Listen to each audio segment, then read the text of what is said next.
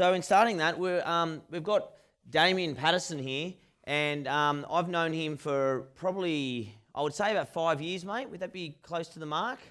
And the one thing I would say about Daimien is the thing that I love the most about him is his integrity. And you'll see that with him up on stage here today, and you'll see that with what he's done in the past. And everyone's always asked for leadership skills. And to be honest, it's really hard getting people that are really good leaders to come and talk, like to look and try and find the right people. But we've obviously known Daimien, but he to be honest, he owns a company doing property investing for the army. So he doesn't do these type of talks that often. So we had to bribe him to get down here. But I think he's the perfect guy for the job, and I think you'll all agree by the end of it, you're going to love what he has to say and make us all stand up and be counted in regards of leadership and leading our team. So I'd like everyone upstanding for Daimien Patterson. Yeah, mate. Thanks, buddy. Cheers. Good morning. Who's a bit dusty after last night? I'm the only one. Okay, yeah, so look, I've known Andy for a little over 4 years, almost 5 years, and Andy, you guys all know what a great mentor Andy is, and he was a bit of a mentor to me, actually, and I'm going to talk a bit about that this morning. But my background, I used to be in the military, and now I have my own business, and started that business from scratch, and now we track 3 million turnover, so that's not too bad, and it's in our 4th year. So I think I've got a unique story because I was in the military, had professional, formal training in leadership, and then I've got out and I've now applied that to civilian business. So I'd like to share that, what I've learnt and what, those things, those tips with you today. Is that okay? Great. All right. So here we go. All right. So this is what we're going to go over. We're going to talk about me, and then you can tell me what you think of me. And then we're going to talk about fellowship. Now, fellowship's a bit interesting, but before you learn leadership, you have to learn fellowship, and that'll make sense when we cover that. What is leadership? We're going to look at a good definition so we can actually, quantify it and then go about being better at it. Why you must be a leader. Why do people follow? There's 4 types of leaders. We'll talk about that, and you'll be able to, and you'll like that. A lot of the guys, who's lazy? The lazy guys will like that. You'll see, 10 principles of leadership, self-esteem, the emotional bank account, responsibility, some lessons learned from combat that you can apply in business, and things you can do today. Some rubber meets the road type stuff. I think the big problem with leadership training is it's all theory, isn't it? It's all this like charts and graphs and stuff. It's like, no, I don't want a chart and a graph. I want to know what's some practical things I can do today to make myself a better leader. Yep, so we're going to do that. Okay, cool. So that's me. I often say that this is my progressive hair loss story.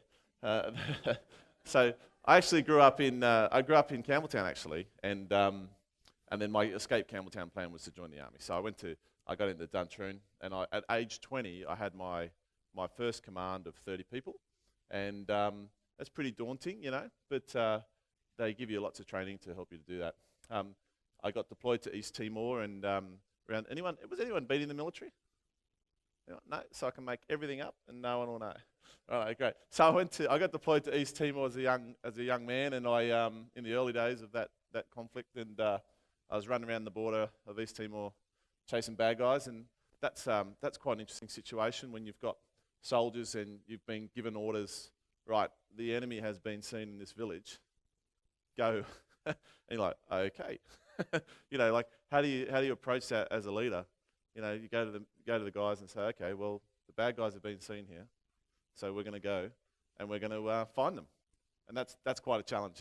It's a bit more than quoting a job, isn't it?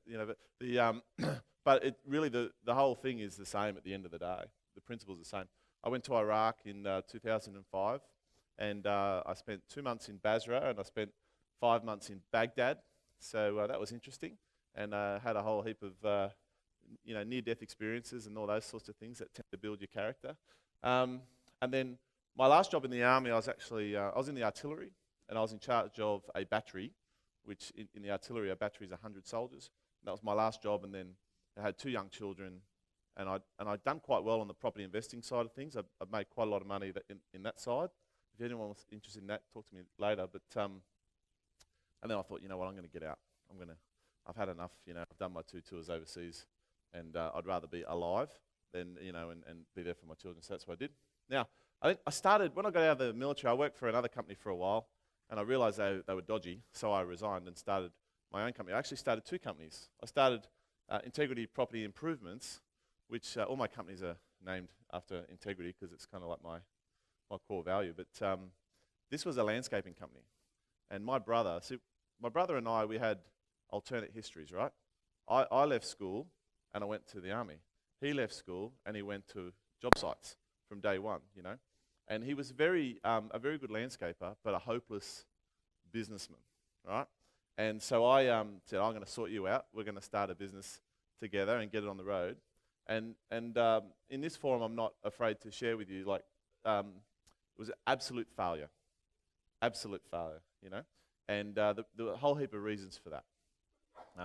I put in all the systems and things like that, but at the end of the day, he was the guy on the job site who had to actually action those systems, and that was where it failed. So that was quite a lesson. And I've come to realize that all the successful people I know, right, most of them have been wiped out at least once, and it's almost like a prerequisite to achieving great success is to get wiped out at least once and then get back on the horse and go again. So if you've been wiped out, well done, you're on your way, right?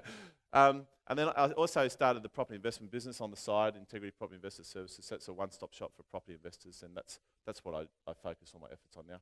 On the side of all this, I also started with a few friends of mine, a few ex-servicemen. We started a thing called the military cadets. Was anyone in the cadets when they were at school? ADF cadets? So, there's the Army, Navy, and Air Force cadets. And what a lot of people don't realise is that those cadet programs are actually run by school teachers and parents who do a 1-week course. They're not actually run by the military. So we had a whole heap of ex-service people, and we got together and we said, we're going to do this properly, and we're going to have strictly, going to be ex-service, and then we're going to mentor kids. And the story is basically veterans helping kids, and in the process helping themselves. Because when someone leaves the military, often they're a fish out of water. They've got all these wonderful skills, but they got no idea. You're nodding. You got someone in your family who's military or something like that? Yeah. So what we do is we do that, and that's been a real amazing success story. And it now has 6 units, 300 kids, about 60 volunteers. And if you ever want to learn about leadership, start an all-volunteer organisation, because they all work for nothing. So if you're not a good leader, they ain't going to do anything, are they?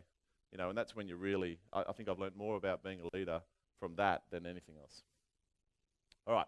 So my grandfather I come from 4th generation military. So my great-grandfather was in the Boer War and World War I. My grandfather was in World War II. My father's a Vietnam veteran, and I've obviously been overseas myself. But my grandfather, when he's still alive, and I just got commissioned into the army, and I said, what advice would you give me, Pat? And he said, well, the first thing you need to know is you've got to be able to take orders before you can give them. And that's very, very true. And I see a lot of people who think they're really good leaders, but yet they themselves are atrocious followers. And it's quite a novel concept. But there's some rules here that I've developed over time to be a good follower. And being a good follower is not being a suckhole. Right? It's not being someone who sucks up to the boss like a sycophant or anything like that. It's just being a professional and understanding that you're part of a team and that your boss is not perfect, right? And everyone's got a role to play. So the first rule about good followership is not to blame the boss. A bad intermediate manager will go down to the troops and say, look, guys, I know you're not going to like this, but the boss has made this decision, and I don't agree with it, but we're going to do it anyway. That's pretty piss weak, isn't it? You should, if you're a good follower, you'll be involved in the decision-making process, you'll have your input, but once the decision's made, you'll enforce that decision as if it was your own, and the troops below you will have no idea, where it is, right? Don't use the boss's name in vain. You should do all things on your own authority, If you are being delegated a task and you've got people to help you do that task, you should just go down and say, all right, this is what we're doing. You're not saying the boss says we've got to do that. Yeah, that's a bit weak as well, isn't it, Use your initiative. Do what needs to be done without being told to do it. Who would like their staff to do that? Follow that rule. Do what needs to be done without being told to do it. But do you do that? Accept responsibility. Yeah, accept responsibility is really, I find that really interesting. You know, I got taught in the military that if something went wrong, here's the best way to deal with it. Like, you know, overnight, one of my soldiers would, I don't know, get in a fight in town and get arrested or something. So the way to deal with that is to come in the morning to the boss and go, "Good morning, sir. I regret to inform you that, Gunner Bloggs got in a fight last night, but it's all under control. He did get arrested, but it's all under control. He's been bailed, court appointed, he's got legal advice, it's all under control, and we've put the incident report in and you've got nothing to worry about." Who wants someone like that working for them? Good fellowship, right? Tell the truth and get to the point quickly. Now, a lot of people, one thing I've noticed in the military, see, to get in the military, you actually have to go through a filter. You've got to go through the recruitment process to get in the door in the first place, and then you've got to go through the basic training. And my class at Duntroon, 25% didn't get through, and they reckon that 1 in 1,000 people who apply, who go to an interview, will actually get into Duntroon, and then from there we lost another 25% of those people. But one of the things they teach you is to value your boss's time, and don't ever, don't be a bullshit artist. Can I say that? Yeah. So I've got this analogy about integrity, right? And integrity, we're all in the ocean and we're all in a boat. We've all got our own little boat, right? Every time you tell a lie, you put a hole in your boat. Every time you deceive someone, every time you stretch the truth, whatever, you put a hole in your boat. And you can stick a finger in that hole to stop the water running in, right? And eventually, though, you're going to run out of fingers, aren't you? And then you're going to start using your toes, right? And then you're not going to be able to steer your boat. And not only that, people are going to look at your boat and go, "Your boat looks like Swiss cheese. I'm not getting in your boat." Everyone knows someone like that? And see, what happens is you create a reputation for yourself, not by telling one big lie, but by telling 20 small lies. Does that make sense? Little white lies, and then you lose trust, and people won't follow you if they don't trust you. Deal in facts, not rumors. Do your homework before you go to the boss. Don't bring problems, bring solutions. That a good follower will see something that's wrong, and they know the boss has to make a decision, but they won't go to the boss and go, "Hey, this is broken."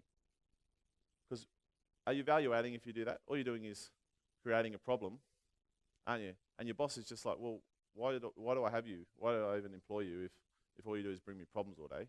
So problem say, "This is broken. I've got a solution. I've found a replacement part, and all I need you is to give me the approval to go and spend the money or order it."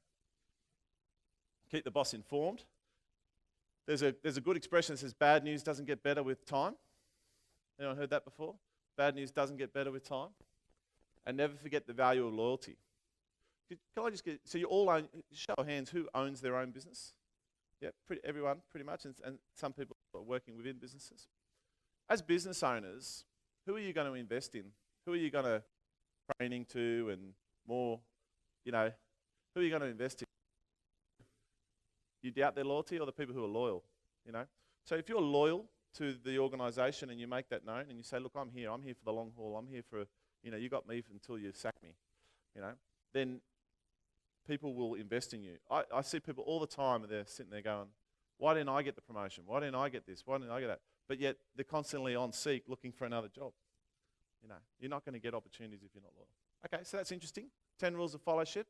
So if you like, you guys have got these slides. Maybe you can put that up around the office and talk to your staff about that. Because I think it's important as a leader to tell your subordinates what you expect of them as followers. And you need to say to them, "Look, I don't want you to be suck-ups. I don't want you to, be sycophants, but I do want you to think about all that." Okay, great. All right, so what is leadership then? If I asked you all to give a definition of leadership, I think most of you would give something, flowery, kind of, because no one really knows. Does anyone know a definition of leadership that they can recite right now? First of all, I'll tell you what it's not. In the military, you're taught that there's 3 things. There's command, there's management, and there's leadership. Command is your authority. In the military, you have the Defence Force Discipline Act, right? Someone doesn't do what you tell them, you charge them, throw them in jail, kick them out of the army. At the end of the day, But in your civilian business, you're the boss. You're the hirer and the firer, right? That's your authority. And you can lean on your authority to get stuff done. You can threaten to sack people. You can threaten to dock people's pay. That's using your authority. But that's not leadership, is it? Right? Okay. Management is the efficient use of resources. That's what management is. And people are a resource, and if you're dispatching people to do jobs and things like that, that's a management function. That's not a leadership function. And it's not strategy. But this is what leadership is. And there's a few key words. So this is the Australian Army definition. Leadership is the art of influencing and directing people to achieve willingly the team or organisational goal. And let's just focus on a few of those words. First of all, the word art. What's the difference between an art and a science? A science is black and white, isn't it? It's on, off. If I let go of this clicker, it's going to fall to the ground, right? Because science says so. But art is in the eye of the beholder, isn't it? And one person's definition of good art is another person's definition of bad art, isn't it? And leadership is an art. And the reason why I say that is because you want to be led differently to the way you want to be led, to the way you want to be led, to the way you want to be led. Does that make sense? So to be a good leader, you actually have to be constantly adapting to the person you're leading. Does that make sense? And it's not black and white. And there are different things that work in different ways. So you've got to be mindful of that. So it's an art, not a science. Influencing and directing to achieve willingly the team or organisational goal. Now, if you're in a leadership position, you're in that position because someone has put you there. Either you've put yourself there as an owner of a company, or your boss has put you in a general management team leader job or what have you. And if you're put in that position, there's a reason why you're there. And that reason is to achieve the team or organisational goal. That's what you do, isn't it? That's what it's all about. Leadership is not popularity, right? A popularity contest. Leadership is about getting everyone to achieve the goal. But the key words there are willingly. Yeah? So I can use my authority to get people to achieve the goal. And I used to do that regularly in the military. I'd say I'd have guys who weren't performing very well. And we used to do forward observers and sit on the side of a mountain and call in artillery on the mountain across the valley. And the guys wouldn't be doing very well. And I'd say, come here, you lot. I'd say, I think you guys need some time to, work together and sort out your problems. So you see that mountain over there? What I want you to do is grab your packs and I want you to walk to that mountain. And then come back. when you're at the mountain, I want you to call me on the radio and then I'll tell you to come back. That was me using my authority. By the way, very effective because they didn't like walking. So they would, on the walk, they would sort out their issues and then they come back and they'd be a harmonious team. But, that was me using my authority, not using leadership, right? All right. So the key point to note is leadership is about that willing obedience. People want to do stuff. Does that make sense? So it's an art, it's about influencing and directing, and it's about getting them to willingly do stuff. All right, note, all those people are happy. Okay? All right, so why should you be a leader as a business owner? Why should you be a leader? First of all, you're going to get more sales. If you practice leadership, when you go and talk to prospective clients, those people are going to be inspired by you, they're going to have confidence in you, they're going to trust you, and they're going to buy from you. Does that make sense? So everyone needs to be a good leader. Staff recruiting and retention. If you're a good leader, you'll attract good staff, and then you'll keep them. You cannot, and this is something I've learned very carefully. Now, I almost had to relearn leadership when I left the military, because I think when I reflect on my time in the military, I think I was actually a pretty bad leader, but I was a very good commander. I used my authority very well, but I was a very bad leader. And it wasn't until I got out where I didn't have that authority anymore that I had to very quickly learn how to be a good leader. But this is what I know. If you want to grow a business that's any bigger than 6 people, you need to be a bloody good leader. Because you can't grow a business without good people who can with intermediate leadership, right? People leading other people. Does that make sense? And the caliber of people that are going to help you grow your business will not put up with crap leadership from you. They will just leave and they'll go somewhere else. Does that make sense? So if you want to grow your business, you must be a good leader. And no one's born a good leader. You become one. Okay? We're all born the same, right? When you were born, you didn't know how to go to the toilet, you didn't know how to walk, you didn't know how to talk. Someone taught you that, and someone can teach you leadership as well. Okay? So if you're sort of thinking, do I need to be a good leader or not? Or maybe I could just hire someone to be a good leader. No. You have to be a good leader. business-to-business relationships, joint ventures and things like that. If you're a good leader, people will want to work with you and they'll want to help you grow your business. And raising funds. Now, it's interesting, to grow a business, often you're going to get to the point where you need to raise funds. And one of the things I did to get my business from myself and a part-time PA to the next level was to go and raise a whole heap of money. And the way I did that was I employed my leadership skills. I made a really great, inspiring plan, and I went out and I went to everyone I know who had money, and I said, righto, this is what I'm doing, and here's my plan, and my enthusiasm and my competence were so infectious that people threw their money at me, right? And so that's, if you want to grow a business to the next level, often fundraising is part of that, right? All right. So, why do people follow someone? Let me just hear from the crowd. What do you think the core element of all leadership is? Give me one word. Over there. Sorry? Trust. That's it, isn't it? Yeah. Why do people follow other people? Trust. Integrity. They know that that leader is going to do the right thing. That's what integrity really is, isn't it? Always doing the right thing. Competence. You can be a really nice guy or girl, right? Everyone know that? Like, everyone knows someone like that, don't they? Geez, top bloke, but useless. Like that, you don't want to be that person, right? You know, and people will judge you on two levels, won't they? They'll judge you as a person and they'll judge you as a professional, and you need to be getting top marks in both boxes if you want people to follow you, okay? And you can be super competent, but if you're a jerk, people won't want to follow you, and vice versa. Okay? Fairness. Fairness is really interesting, especially when you're dealing with discipline and pay and things like that. People will very quickly become dissatisfied and leave if there is no fairness in the decisions you make. Does that make sense? So if someone does something wrong and you dish out a punishment or a consequence of whatever, and then the next week someone else in the business does the same thing and you don't dish out the same consequence, then how's that person going to feel? And then how's everyone else going to feel when they see that inconsistency? Does that make sense? So it's really important. Be decisive, make decisions. Who knows someone who doesn't make decisions when they should? Yeah. It's really frustrating when you're following someone who needs to make decisions, and you as a leader need to make a decision. And I was taught that a 90% decision made now is better than a 100% solution made tomorrow. Because the 100% solution, you'll never get there. And you'll keep putting it off, putting it off, putting it off. You're better off just making the best call you can at the time, in a timely manner, and then adapting and adjusting as you go. Compassion. Compassion's really important, you know.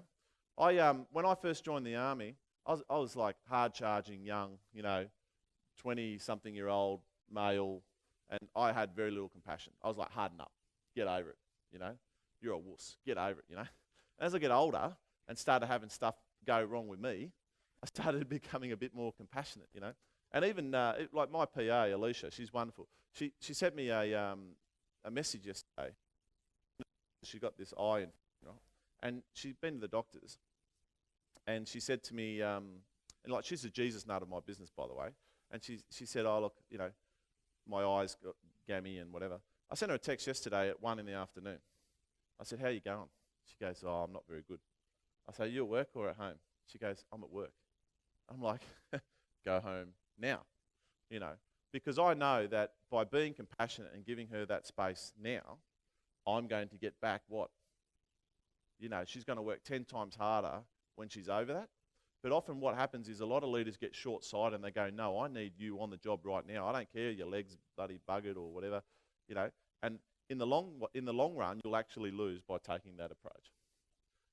Good leaders are inspiring. No one wants to follow anyone who's not going anywhere. What's your vision?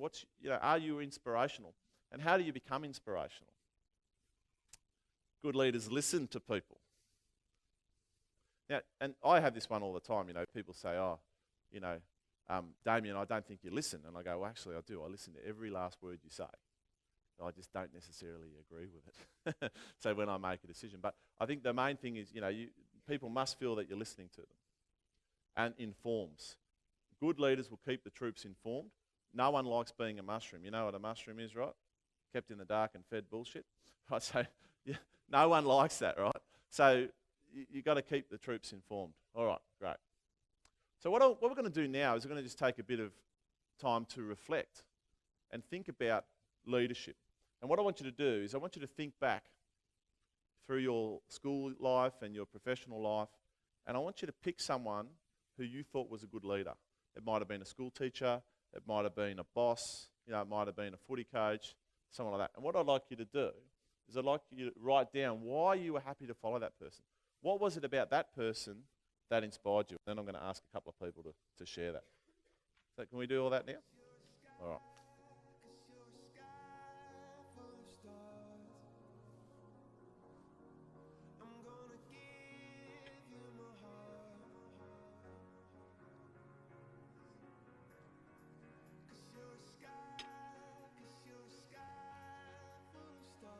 Thinking about somebody?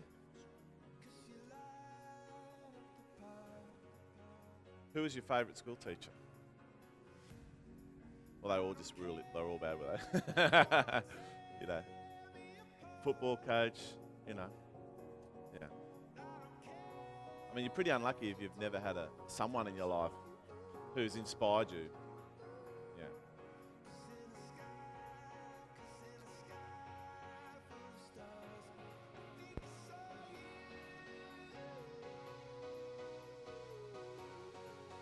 Some people just got nothing. There's no, some people just like, oh, I don't know what. Struggling. School teachers, sports coaches. Yeah, most are all driven by authority, yeah. Well, that's interesting, isn't it? All right, if you can't think of a good one, think of the worst one. And sort of flip it on its head and go, why didn't I like that person? That list is longer, isn't it? You only have to pick one. All right. Do we have a microphone that we can pass around? Yeah. Great. Would anyone like to share with us someone in their past who was a good leader? Down the front. So when I was a teenager, I worked in a pizza shop, and there's a little Italian guy called Pete who ran it, and he was just awesome to work for. Awesome. What was it about him that made him awesome? He was a really nice guy. Right. Everyone used to work their guts out for him, but when it was quiet, he didn't. You all hung out the back, Yep. had a laugh. So he was polite, yeah, friendly, Yeah. gave people his time, Yep. took an interest in people. Yeah, so, it was like, in a pizza shop, we used to do like $3,000 in a night. It was a lot of pizzas. Yeah. And sometimes it would hit at 6 o'clock, sometimes it would hit at 7:30. And in that time, in the meantime, it was just, everyone having a good time, and he'd let you cook your dinner, Yep. help yourself to the fridge, all that sort of stuff. He just really looked after you. Yep. But when the heat came on, Job's on. everybody worked their guts out for him. All right, thank you for that. Anyone else want to share? One more? Up the back? The green jumper.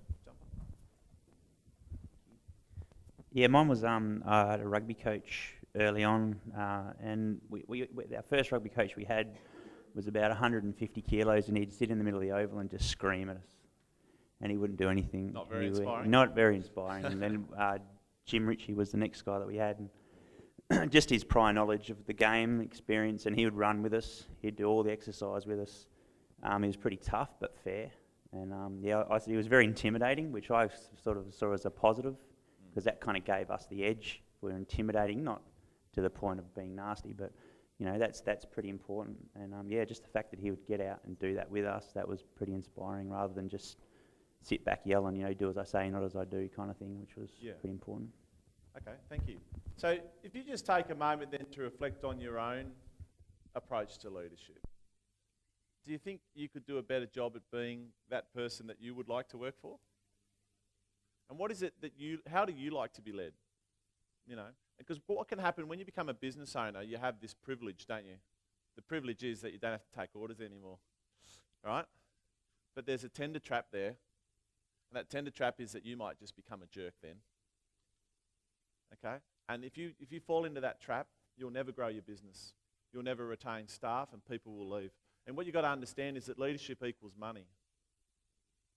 Leadership equals money, because every time you have to replace a staff member, that costs you money, doesn't it? Recruitment and lost productivity. Yeah, so staff retention is good, isn't it? Yeah. If you can build loyalty in your team, that's going to make you money in it, because they're going to stay longer, they're going to get more productive, more efficient. You're going to be able to trust parts of the business to them so that you don't have to do it. Does that make sense? Yeah. Right. And look, you think of all the greats, all the great people in business, if you scratch the surface, you'll find that they've done a lot to make themselves good leaders. All right. You like this one. Okay, so there's a guy called Clausewitz. Anyone heard of Clausewitz? He's a great military theorist. And he said that there's actually 4 types of leaders, right? And each leader is either intelligent or dumb, right? And industrious or lazy. And therefore, there's 4 combinations of that, okay? And he says there's different ways to employ those people. The first combination is the dumb and lazy, right? Now, you're always going to have dumb and lazy people, and they're the people that you just get to do the laborious, pick stuff up, move it from A to B type things, but you don't give them too much responsibility because they'll probably break it and stuff it up, right? Then you've got the intelligent and industrious. So intelligent and industrious, they're the people who are the best people to have in the office as administrators, working doing all that stuff for you. Does that make sense? Because in the administration, you can't afford any mistakes, can you? If you're issuing invoices and you've got typos, that's not good, right? So you need somebody in there who's a hard worker and will just produce large volumes of work. You then have the dumb and industrious. Now, these are the dangerous people that need to be eradicated from your business. Okay, they're the bull in the china shop, right? Everyone knows someone like this, right? Really hard, they work really hard at breaking everything, okay? And these people, you need to get rid of them. But then these people are actually the most valuable. They're the best people to put in charge. You know why? The intelligent and lazy. You know why? Because they will find the easiest way to achieve everything. All right? They'll still achieve the goal, but they'll find the easiest way to do it. And in business, finding the easiest way to achieve the goal equals productivity, which equals saving money, doesn't it? Saving money and making money. So all those people who are lazy, there's hope for you, all right? Yeah. All right. That's interesting, isn't it? All right. So just remember that 4 types of people. And just think about the people in your business now. What combination are they, right? So just to recap, dumb and lazy, they just do all the labouring tasks, don't give them too much responsibility. Okay? Dumb and industrious, you've got to get rid of them because they're dangerous. They're just going to work really hard at breaking everything. Okay? Then you've got the, what do we have? The intelligent and industrious, they're your administrators. The smart but lazy, they're the ones you put in charge. Okay? And it's counterintuitive, isn't it?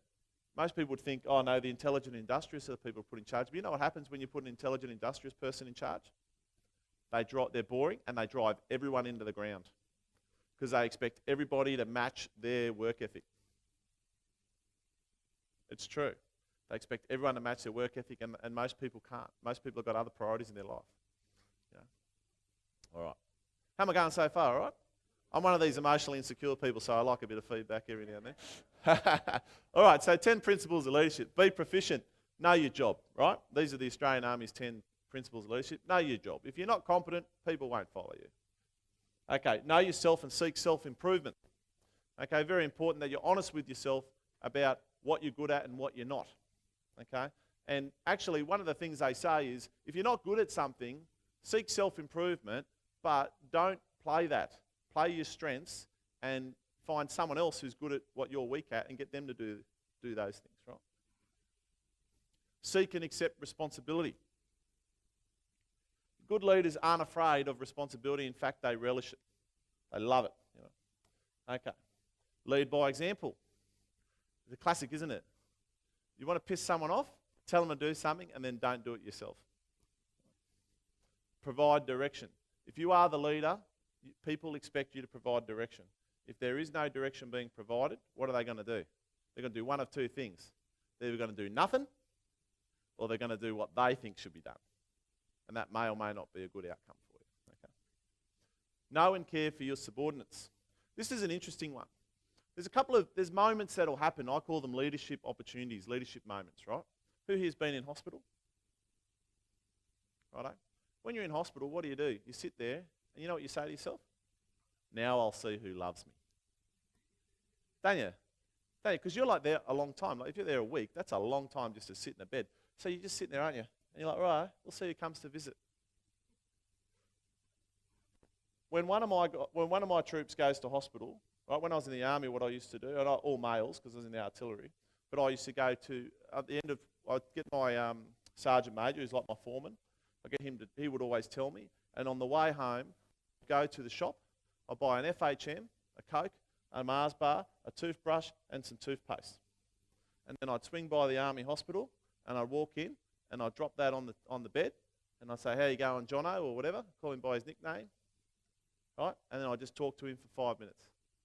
You know, my wife didn't mind if I was half an hour late home, because I was going to the hospital. Like, what sort of wife's going to give me a hard time for that, right? But what do you think that person then thought of me? Because I'm on the list, right, of less than 5 people who actually went to visit. That's interesting, isn't it? Now, how much effort does that take? So there's going to have people in your team where things are going to happen in their life, and that's going to be an opportunity for you to be a good leader and make a deposit in their emotional bank account, which we'll talk about later. Develop the potential of your subordinates. Make sound and timely decisions. Build the team and challenge its abilities. You want to know how to, anyone done any personal training before, like fitness training? Yeah. If you want to know how to get people to work really hard, who knows how to get people to work really hard on a job site? I'll tell you how to do it. It's really simple. You just have a competition.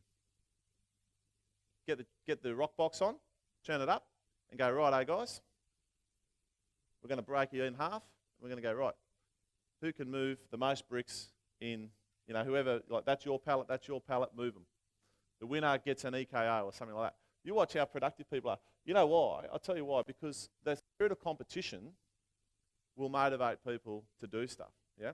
And if you really want to make them work hard, put them in teams where because people will let themselves down every day of the week. You all let yourself down. Put your hand up if you went for a run this morning. Right? Yeah, so you let yourself down, didn't you? Right? Yeah. But if I had you in a pair, like you and your best mate, right, and I said that if you don't go for a run every morning, both of you are going to have to pay me $100, you'd go for a run, wouldn't you? Or I said, both of you are going to give me 100 push-ups the next day when you do turn up. You're going to get out of bed and do it, aren't you? You don't want your friend getting some sort of disadvantage punishment because of your lack of effort. Does that make sense? So if you really want to get people to be productive, put them in a team, give them a collective task, and then put them in competition with another team, and you watch what happens.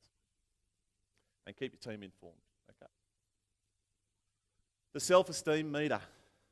Dear diary, sorry to bother you again. Everyone has self-esteem, right? And the reality is that every now and then you're going to need to kick someone in the arse, aren't you? Yeah, it's inevitable, and sometimes it's the best thing, especially for young men. Young men, often the best thing they can do is just get a good kick in the arse, and they're happy. They don't want to talk about it, They don't want to have a sit down and, talk it out, group hug. They're just happy to take a kick in the arse, go, "Yeah, I stuffed up, move on." But if you do that, what you got to do is you've got to visualise that every one of your staff has a self-esteem meter on their chest, right? And that's it there. And your job is to keep it in the yellow or the lower part of the green. You don't want it in the red, and you don't want it all the way to the right either. Because all the way to the right, what do you get? Egotistical, I run this company, this company would fail without me, that sort of stuff, right? So you don't want to prop them up too much, but at the same time, you don't want someone who's just lost all faith in themselves. Does that make sense? So when you give someone a kick in the arse, what do you reckon happens to their self-esteem meter? Goes to the red, doesn't it? Because they're like, "Oh, I'm a failure, I've done something wrong." So as soon as you do that, you've got a responsibility to then seek the very first opportunity to give them a pat on the back thereafter. Does that make sense? It's really, really important. And it might just be the smallest thing, And if you've got someone who's really slack at work, they are not going to get better from kicks in the arse, right? The kicks in the arse will have to occur here and there, but you need 3 pats on the back for every kick in the arse. Otherwise, you're going to lose that person. They're not going to grow. That's a good rule. I thought I'd just throw that in today. It's nice. Three pats on the back for every kick in the ass. So when you give one, you then got a responsibility to give that person. And sometimes it's really hard, Like I get it with my staff. That's someone who's not doing a very good job. And then I'll get an email or something. They've done something really well, but there'll be mistakes still, and there'll still be things I'm not happy. And I'll just go. I'll just send a reply. Good job. Send. And I know there's things I want to fix. I know there's more there, but I know if I go, hey, good job, but you start this, and this up, is that going to help? No. We'll come back to that later. 3 pats on the back for every kick in the ass. All right. The emotional bank account. We were talking before about we all own our own businesses, and we know sometimes, right, we need all hands to the pump, don't we? But if your employees have just got a mindset of I get paid by the hour, then when you really need them, they're not going to perform for you, are they? What you have to do is you have to make deposits in people's emotional bank accounts. And I'll give you an example. In the army, they have a tradition. It goes right back to, several centuries ago, where if you wanted to get married, you used to have to write a letter to your commanding officer and request permission to get married, right? Because it's like, they're in India or whatever, and you have to ask permission to marry a local girl or something. I don't know. But anyway, so before we went to East Timor, I actually got engaged. And my CEO, I didn't ask permission or anything. So it was kind of like this awkward thing, I didn't, like you're supposed to do it as a customary, but it's not enforced, and it's because it's a silly old tradition, and no one, you'd be a bit of a jerk if you enforced it. But anyway, so I've got engaged. And then I get this letter in the mail, internal mail, nice, well-sealed envelope, and it's got the commanding officer's address on the back. I'm like, uh-oh, this is either really good or really bad, right? I've got a letter from the CEO, effectively.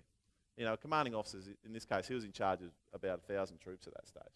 And I get this letter, and I'm like, oh, what's this? And then I open it up. You know what the letter says?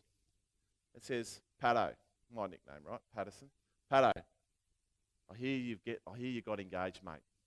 That's bloody awesome. I've met Fern. She's wonderful. Congratulations. Best news I've had all day. Cheers, Dan. Right? So how do you think I feel at that stage? And I'm like, wow. Now, how much effort did it take for him to do that? It took a thought. You know what? It took a thought because he's got an adjutant, right, who's like his executive assistant. And all he had to do was go, adjutant, write a letter to Captain Patterson saying, da-da-da-da-da-da-da, and then I'll sign it. One thought. But I'll tell you something. We then went to East Timor, and I literally put my ass on the line for that guy. I put my life on the line for that guy. No joke. My job in East Timor, I was the quick reaction force. I was in the quick reaction force. So basically, we had 1,000 troops all across the border between East and West Timor. And part of my job was to, every time that there was a report of the enemy, we get in a Black Hawk helicopter and we fly and land there. That was my job. And the CO, his expectation of me was that I would find out what was really going on, right? And then we'd follow up the enemy and catch the bad guys. So I was in the thick of it all the time. And there's nothing I wouldn't have done for that guy. And isn't that interesting though? You know why? And he didn't really do much. I didn't have much to do with him, but he wrote me that letter. And I thought, how awesome's that guy? And just, isn't that interesting? Just that little bit of difference can make a massive, And the other thing about letters is no one writes letters anymore, do they? All right, so what can you do to make deposits in the emotional bank accounts of your troops? And so that, because you're going to need to draw on it later, aren't you? See, the way it works is you don't draw on it first. You've got to build up the credits, and then you go, hey, I've got this order that needs to get out. I've got this job that must be done today. We need to pull an all-nighter. Is someone going to do that for you? Would you do that for somebody? So you've got to think of ways so you can build up that emotional bank account with all your staff, get some credits up, and then you can come and cash in on it later when you need it. Righto. You are responsible. Okay, now this is different. This is something that took a while to get my head around, right? And I had a guy, he picked me like a broken nose, and he said to me, oh, Patterson, have you done that report that was due? I went, oh, no, sir, I've got da-da-da-da-da-da. And he goes, you know what, that's your bloody problem, Patterson. I was like, and he goes, you got an excuse for everything. He goes, did you sleep? How long will it take you to finish that report? I said, probably an hour. He goes, how many hours sleep you get last night? You got an excuse for everything. As soon as you learn that no one's interested in your excuses, and they're just interested in whether you're going to get the job done or not, then your career will change. I was really shell-shocked, but it's true, isn't it? It may not be your fault, but if it happens on your watch, it's your responsibility, isn't it? And I would get soldiers, like when I was a battery commander, I had 100 soldiers. They'd go and get in fights, get arrested, all sorts of stuff, break stuff, stuff would go missing, and it's not my fault it happened, but it is my responsibility, right? Because it's my responsibility, as much as possible in the first instance, to create an environment and culture in my command, right, where those sorts of things wouldn't occur in the first place, where people had a culture and a sort of a rules to follow, and they wouldn't do that in the first place. So if they did do it, then I had failed in some way, hadn't I? You can't insure entirely against idiots, but you can, things will go wrong, but there are things you can do. And it doesn't really matter, though, who's to blame. All that matters is if it happens on your watch, you're responsible. And, even yesterday, Andrew was talking about your finances, right, with your business. And even I was sitting there going, he's right, buddy, I need to get on top of that. Because I'm one of those guys, I just get the accountant to do everything, But now I'm like, no, he's right, I've got to stop, I've got to get in there. All right, so why do people fail? This I found really interesting, and I think for you guys leading trade-based businesses, this is a really good thing to remember, okay? When someone stuffs up, they do it because of a lack of one of those three things. A lack of skill, a lack of will, or a lack of resources, okay? A lack of skill, a lack of will, or a lack of resources. Now, 99% of people are doing the best job they can, right? 99%, but sometimes it feels like 50% of people are bludgers, doesn't it? But 99% of people are actually doing the best job they can, and if they're not performing, it's usually because of a lack of skill or resources. I'll give you an example. We had a soldier who kept losing his night vision goggle, right? And night vision goggles are, they're a secret stuff because they're high tech, not the stuff you can buy on the street. This is the latest technology. And we went and what we found out was the guy didn't know how to tie knots because he wasn't tying the goggle off to his kit. So he was tying this kind of funny half-assed knot, and every time he took his goggle down, it would fall on the ground. So it wasn't because he didn't have the skill. Does that make sense? And often when things go wrong in your business, it's probably because of that. It's probably because they don't have the skill. And whose responsibility is it to make sure they have the skill? You, ultimately. You recruit them in the first place with the skill, and if they don't have the skill when you recruit them, then it's your job to make sure they get it somehow. But normally, when things go wrong, ask yourself this question. Did this go wrong because of a lack of skill, a lack of will, or a lack of resources? And at 99% of the time, it's going to be skill or resources because 99% of people are doing the best job they can.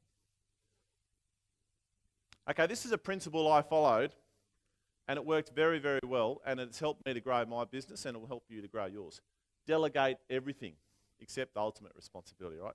But delegate everything. Now that sounds a bit odd, doesn't it? It sounds like you're shirking your responsibilities. But it's an aspirational goal, right? If you aspire to delegate everything, what will happen? Is your subordinates will start doing stuff, won't they? And things will start running itself, and that'll create space for you as the leader to get out and be a leader and to think about how you're going to grow the business and how you're going to take it to the next level. If you're on the tools all the time and you're doing everything yourself, okay, you're never going to be able to grow. You need time to be a leader. Being a leader, all those little things, like you don't need a lot of time to practice leadership, but you do need to get out. You need to go and visit the front line. Who goes out on jobs with their crews? Gets out and just to see what they're doing every now and then, visit the front line. Your subordinates need to be developed. So if you give them some of your duties and say, look, okay, I'm going to get you to do this, and see how they go. If you fall over, who's going to do your job if you haven't delegated anything or given anyone an opportunity to have a go at your duties? Right? And people fall over all the time, don't they? You hurt your back. Like I've got a dodgy back. I've got a bulge disc at L3-4, and it directly, when I was a one-man band, it would shut my business down. Because if I hurt my back, I would be in bed for 2 weeks, right? And I'd be in pain. And I couldn't get out, I couldn't talk to anyone, I couldn't do anything, So if your subordinates can't do your duties, then you're very vulnerable, aren't you? Can't do everything yourself. It's essential to grow your business. And you need to focus on the next phase while your team executes the current phase. Does that make sense? If you're on the tools all the time, you're not going to be able to think about working on the business as opposed to in the business. Okay. Just remember, you can never delegate a responsibility. At the end of the day, you're responsible. If your subordinates stuff it up, you're still responsible. Okay, things you can do today. So some rubber meets the road stuff. about what you can do today to make you a better leader. Now, Napoleon said that a soldier will fight long and hard for a piece of ribbon. See, a lot of people think that the way to get the best out of people is to pay them more money and give them financial rewards. That's actually false. You know, my CEO, he wrote me a letter, and then I went and, chased bad guys and put myself in mortal danger.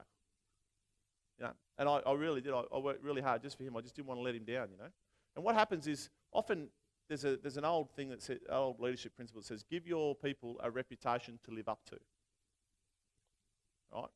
If you've got someone higher than you, right, and you know that that person thinks you're a good operator, then are you motivated to maintain that reputation in that person's eyes?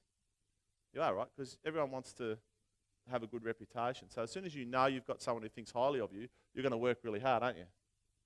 So if you tell your troops that you think highly of them, what are they then going to do? Seek to maintain that reputation. Things you can do. And what I'd like you to do, we're going to go through these, and then I'd like you all, we're going to do one right here, right now.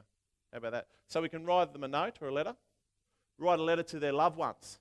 Writing a letter to someone's loved ones, not a love letter, but writing a letter to their loved ones. We used to do it often with soldiers. New soldiers in the regiment, we'd write to their parents. And we'd say, just letting you know that, and we'd refer to them by their title, Gunner Smith. Just letting you know that Gunner Smith has settled in well to the regiment. He's an exceptional soldier, and you should be very proud of the son you've raised, right? And then what happens? What do you think that gets back to Gunner Smith? Of course it does. The parents go, I got a letter from your CO. And then he's like, oh, well, I better, I'm doing something right, and I'll maintain it. Recognise people in front of their peers. There's an old expression that says, praise in public and berate in private. Have you heard that? So ass-kicking's in private, praise in public. If you really want to recognise people in front of their family, if you really want to get a team to perform, reward the team for an individual's effort. Okay, so let's say you guys are a team here at this table. What's your name? Sorry, mate. Tristan. Okay, so Tristan does something really good. And I say to you guys, righto, guys, Tristan's done something really good. You all get an early knock-off. Your team's getting an early knock-off today. What effect is that now having on that team? How's Tristan's reputation with the team? They all think she's awesome. Yeah, because she got them an early knock-off or whatever the reward is. Yeah? Tristan, how do you now feel? You feel awesome. They think you're awesome. You feel awesome. You now want to maintain that, don't you? Yeah. And then you guys, how do you feel about maybe, do you think maybe you'd like to be the person who gets a reward for the team? Yeah? So you're like, see how that all works? Just mess with people's heads. It's good fun. Righto. All right. Send them an SMS. Just send them a little SMS. One of the things I do with my little property empire is I have all these rental managers who run all my properties for me, right? And I deal with them all by SMS. I don't let them send me emails, because if someone can send you an email, they can write War and Peace, right? But if they've got to use those pissy little small keys on the thing, they go, how's the quickest way to say this, But when I always reply to them, thank you, rock star, you're a legend, Always say that to them, because I want my rental managers to think I'm a good person, and that I want them to think I'm a positive person in their life. You know why I want them to do that? Because they're going to make sure I get the best tenants. I don't have vacancies, all that sort of stuff. So you can just, a little SMS can work. Birthday card from you. Everyone's on Facebook these days, right? Facebook tells you when there's a birthday. This might sound a bit shallow, but it works for me. My VA, she sends every day she goes into my Facebook profile and she says everyone a happy birthday message from me. It's a thought that counts, right? It sounds a bit shallow, but you know what? It works, and I do mean it. And then they reply, and then it pops up when I get on Facebook, and I go, oh yeah, no worries. How are you going? But it makes a difference in people's lives, right? Birthday cards. Give an EKO if the job's done faster. If your troops do a good job, don't punish them by then giving them more work. That's called performance punishment, right? Yeah, just let them go home. Visit people when they're sick. We talked about that in hospital before. And when they make a mistake, trust them more. Who's read the book, How to Win Friends and Influence People? Yep. See, most people won't read that book, will they? Because most people think that if you read that book, you must be a loser, right? If you need to read that book, you must be a loser. So it's a really poorly named book, isn't it? How to Win Friends and Influence People. I don't need to know that. I've already got friends. but actually, it's a brilliant book about leadership. And there's a story in there about this millionaire who's flying his plane, right? And as he's flying the plane, it starts sputtering, right? And he's like, uh-oh, and the fuel gauge is going and he's got to land it. Does an emergency landing, and he only just lands and he almost dies. And he finds out that the person who refueled his plane put the wrong fuel in, right? And what do you think he did with that person who fueled his plane? See, most people would sack that person, wouldn't they? They sack him, you almost killed me, you're gone. But actually, that person is now the least most likely person to put the wrong fuel in the plane. And that person feels indebted to you forever because they almost killed you, right? And if you actually go to them and say, hey, that was really bad, but from now on, you're the only person putting fuel in the plane, or from now on, and that person will work for you forever. That person will be so loyal to you because instead of sacking them, you gave them a second chance. And put yourself in that situation if you did that. And then your boss come to you and did that. You'd be like, wow. So sometimes you've got to flip things on the head. So what I'd like you to do right now, everyone got their mobile phones? Pull your mobile phone out, or if you've got a laptop computer, you can send an email. What I want you all to do is I want you to pick one employee who's less self-esteem right now. All right? And I want you to send them a text message. Okay? Text message. And in that text, there's a few rules. First of all, you cannot say anything negative. Okay? You can only say anything positive. You can only say something positive, right? So I want everyone to do it. Just send them a message. And some people are going to find this difficult, because some people don't like giving praise. But you've got to understand, what you're going to do is you're going to create a bright moment in that person's day. That's what's going to happen right now. Okay? So let's all send a text message. I'll do it too. See, my phone's in there.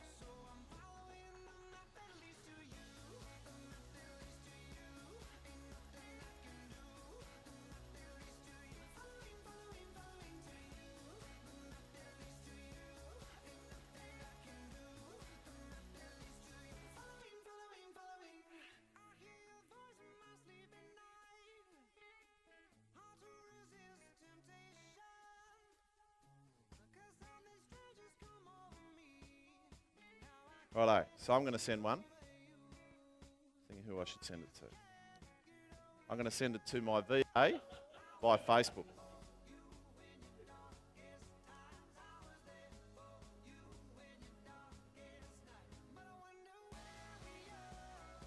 Righto.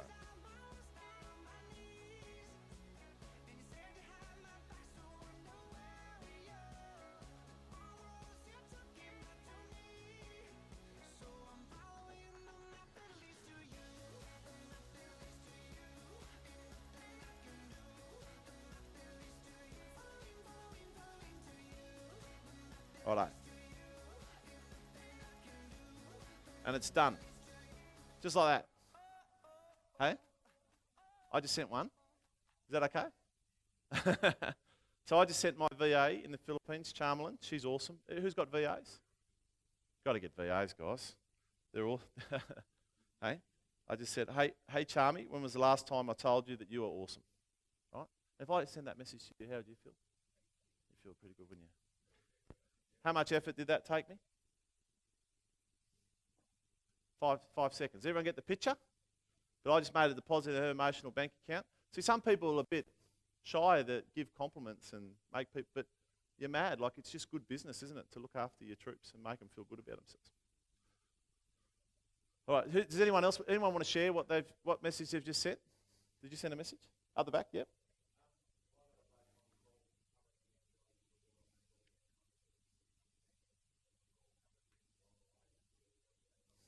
Gold. That's probably that's going to be that's probably the only nice thing that guy's going to hear today. It's true. Yeah. Andy?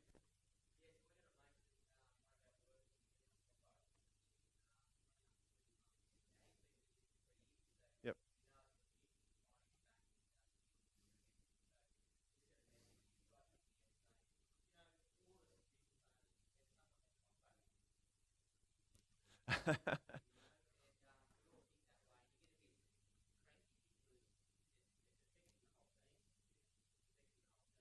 Mm.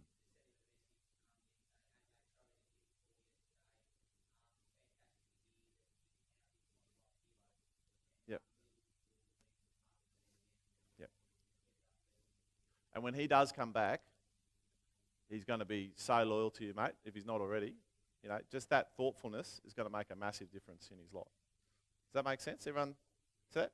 See, here's the thing. People say, you know, a leader's born, or that. You don't need to be this outgoing, you know, well-spoken, inspirational person.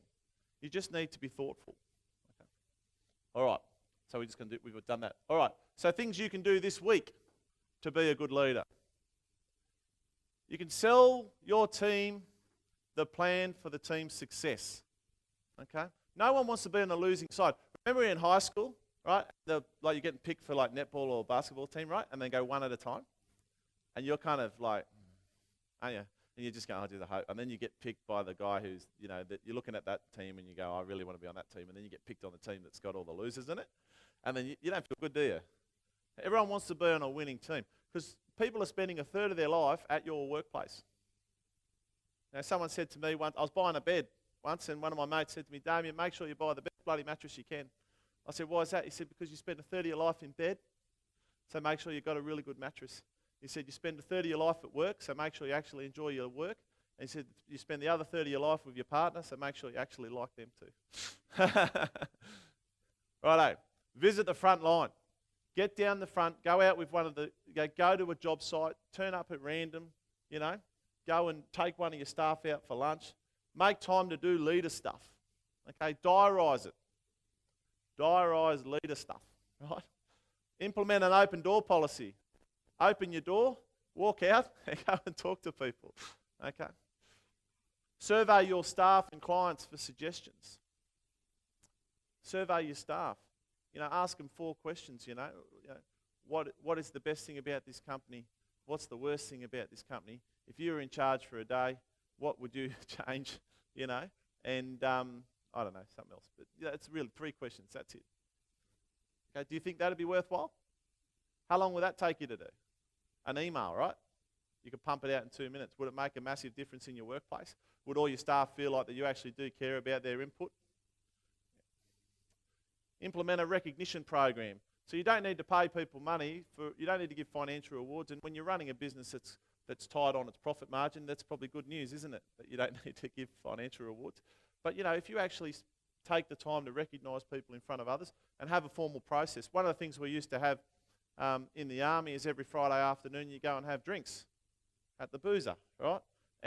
But one of the thing about that wasn't just about being alcoholics, which is part of it, but really what it was about was it was the end of the week, and it was an opportunity for all the commanders and different people in key positions to stand up and recognise others in a casual setting in front of their peers. Set the team a challenge with a reward and a consequence. So, okay, this week we're going to pump out this we're going to achieve this target. If you achieve it, we're going to, I'm going to give you this reward. If you don't achieve it, we're all going to go for a 10-kilometre walk, on Monday morning. So I don't know, just something like that, right? All right. So lessons learned from combat. One of the things they teach you in the military is you should always have a reserve, because in war, you are not in full control. There's an organisation called the enemy, and they do stuff. And in business, it's no different. There's a thing called the market, and the market does stuff to you. And so they say you always maintain a reserve of troops. Now in business, you should always be maintaining a reserve of money. You should be maintaining a reserve of time. And you should be maintaining a reserve of your own personal health. If you are flatlining, working 80 hours a week, every week, how are you going to deal with the crisis that's coming? If you've got nothing left, if you're already at 100%. Okay? So always maintain a reserve. Rule number 2 about reserves is once you use a reserve, you have to constitute another one as quickly as possible. Okay? Which that same guy talked about smart, lazy officers and all that. He also said that the person who commits their reserve last will win the fight.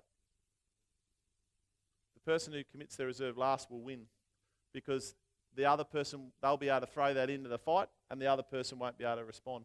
And in business, if you've always got a reserve, you'll stay on, you'll always be able to ride the waves. If you don't have a reserve, when something hits you, you're going to get wiped out. Okay, there's always one more thing you can do to improve your situation. So this is what they train soldiers. When you're in a fight and you're getting shot at and you don't really go, you ask yourself this question: what can I do to improve my situation? What can I do to improve my situation? That might be dig a hole in the ground so that you can hide in the hole and not get shot. It might be to move your position. It might be to call in support. It might be to, all those different things. And in business, it's no different. In business, it's the same. And you ask yourself, what is the one thing I can do right now to improve my situation? What's the most important thing? And if you ask yourself that question constantly, then you will find the priority. Does that make sense? But you've got to have that presence of mind to ask yourself. So ask yourself that question right now. When you're finished here at this conference, what's the one thing that you should be doing to improve your business? And then once you've done that thing, guess what you're going to ask yourself? What's the next one thing? And you just keep asking yourself that question, and you will slowly dig yourself out of whatever hole you're in. Okay? A good general always visits the front. The problem with not visiting the front is you start relying on sycophants to give you the information, right? And people are telling you what you want to hear.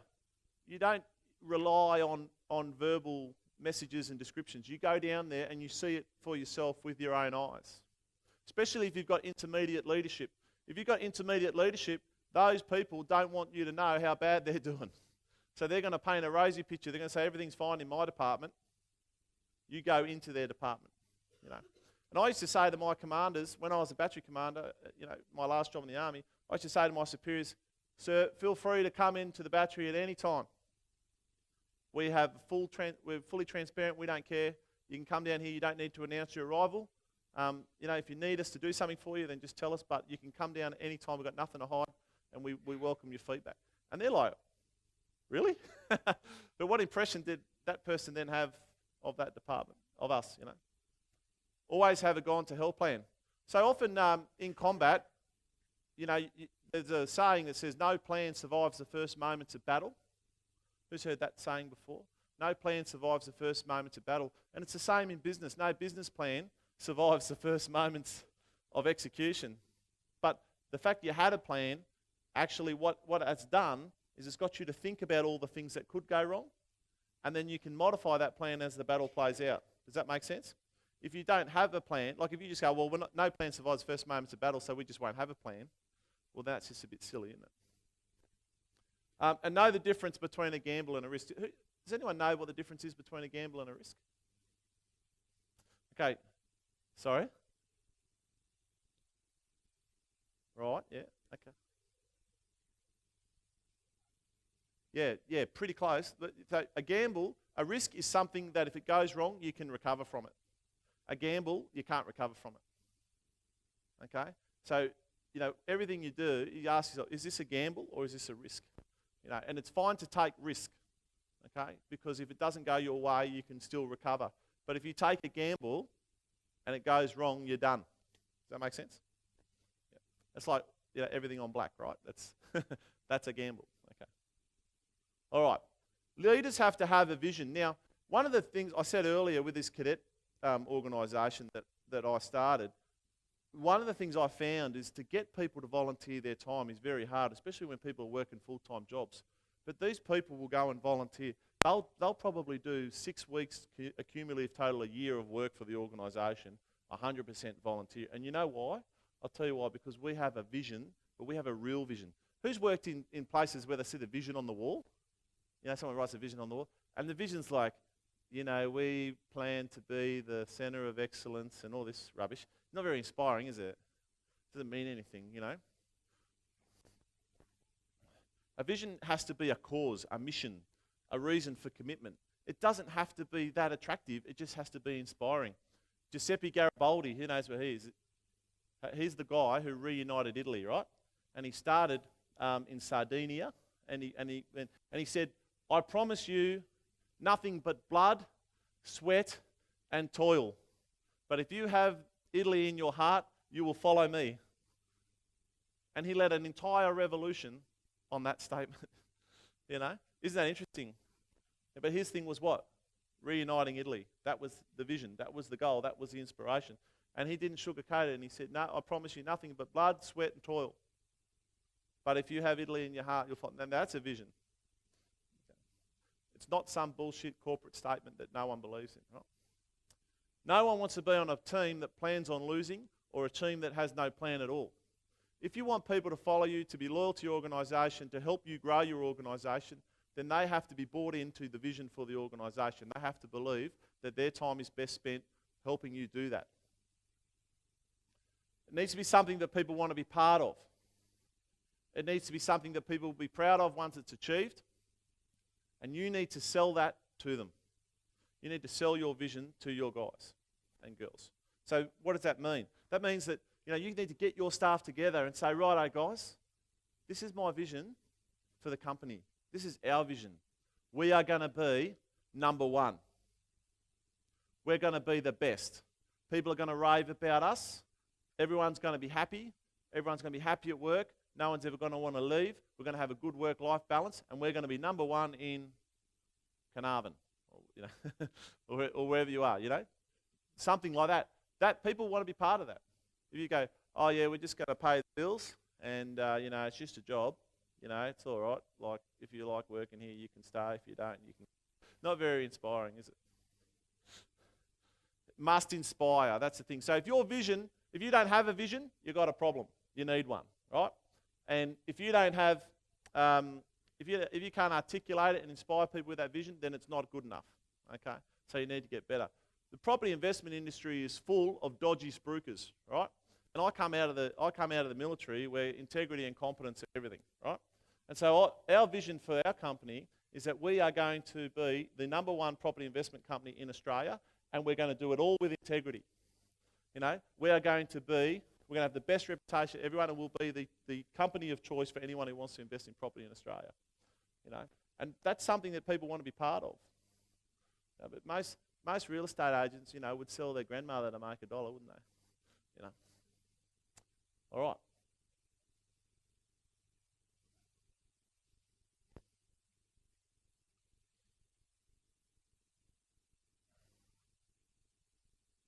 Why would anyone want to follow you? That's it. Questions? Enjoy that? Righto. All right.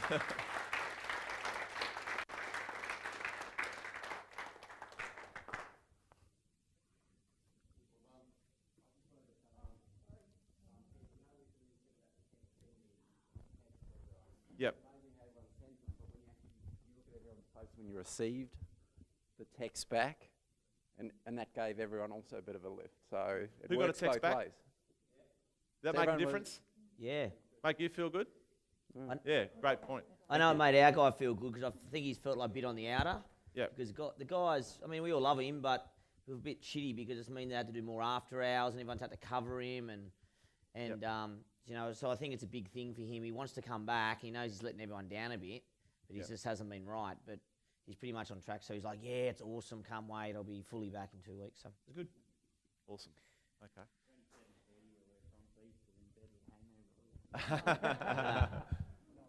Too early. All right, no other questions? Okay. Well, thank Well, wait, you. wait there, mate. Yep. So I've got some questions because I think, thanks again, mate. That was awesome. It was really good. We all talk about leadership, don't we? We all talk about how we're going to run our teams, and it's not just your teams. It's your wife and your kids, and it's everyone around you, your friends.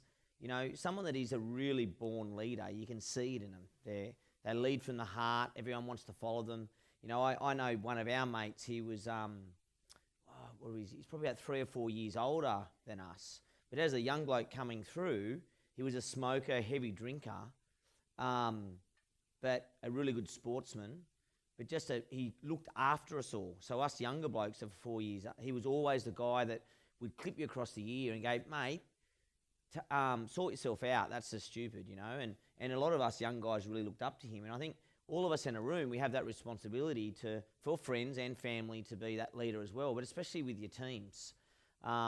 There's so many things there that I like to think I'm a good leader, and there's still a couple of things there that I could certainly improve. But everything Damien's talked about today, and I love the fact that the Army comes into it, because they just look at things so different, don't they? It's just like black and white, bang, bang, bang, bang.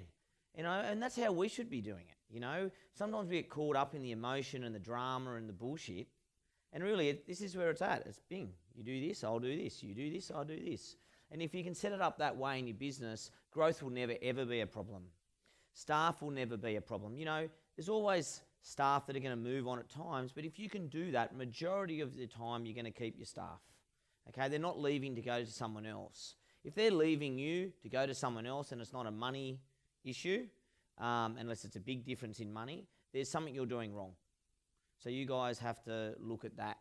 If you're constantly losing staff or moving them on, you're either hiring poorly or you're not really keeping them still. So, I just think that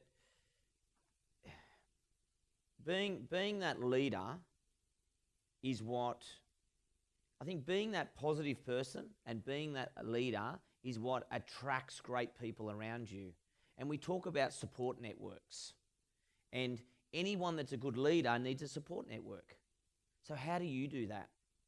And that's even with your accountant and with maybe you've got a bookkeeper as well. And you've got to build that team around you to support you. And that's the only way you're going to get that growth that you're looking for. You don't necessarily have to be the most outgoing guy or the biggest party animal, but everyone's got to believe in you. So, mate, absolutely fantastic.